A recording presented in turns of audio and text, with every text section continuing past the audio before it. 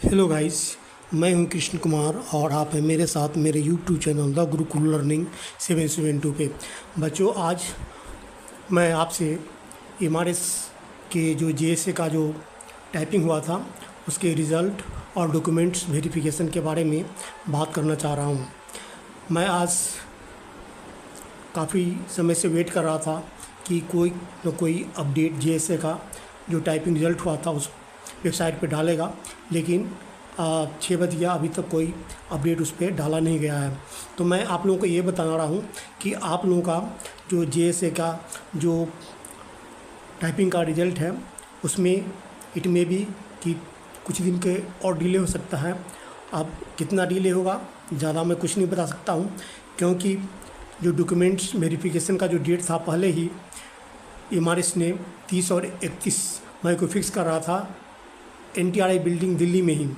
ये 30 और 31 मई को होना था, लेकिन अगर 30-31 मई को होना था तो यह ईमेल बच्चों के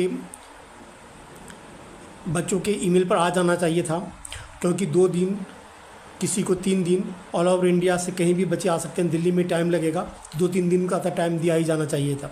तो इट में भी कि अब 30 और 31 को यह जो आपका डॉक्यूमेंट्स वेरिफिकेशन है नहीं हो रहा है और यह थोड़ा बहुत डिले हो सकता है। जो ही इस पर डेट डाला जाएगा या अपडेट डाला जाएगा, मैं आपको फ़ौरन ही अपडेट दूंगा इसके बारे में।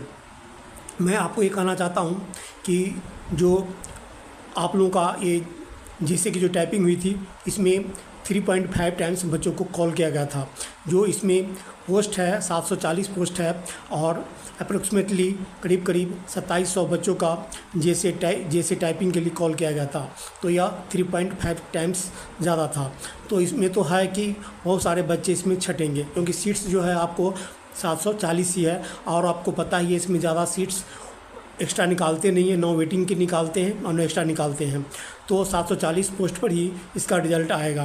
लेकिन जिस बच्चे का टाइपिंग अच्छा गया होगा वो बच्चे क्या कर लें, अपना जो डॉक्यूमेंट्स वेरिफिकेशन के लिए अगर आपका एमआरएस में आना है डॉक्यूमेंट वेरिफिकेशन के लिए, तो आपका जो ईडब्ल्यूएस का सर्टिफिकेट हो या ओबीसी का सर्टिफिकेट हो उनको गवर्नमेंट ऑफ इंडिया के फॉर्मेट में होना चाहिए और एससी और एसटी का भी गवर्नमेंट ऑफ इंडिया के फॉर्मेट में होना चाहिए आपका कास्ट सर्टिफिकेट।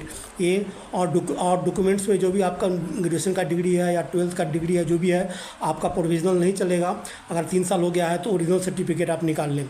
वैसे अगर आपको टाइम दिया जाएगा इसमें एक्स्ट्रा, ये छोटी सी जानकारी जो थी आपको हमें देनी थी, छोटी सी जानकारी।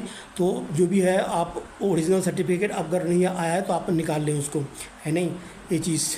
और अगर वहाँ पर कुछ डॉक्यूमेंट्स में कमी रहती है तो इसे आपको ईमेल पर अब मंगाने का सिस्टम हो गया है, वो आपको ईमेल पे मंगवा लेंगे आपसे। तो ये छोटी सी जानकारी थी जो आपसे साझा करनी थी। नेक्स्ट वीडियो में मिलते हैं। थैंक्स।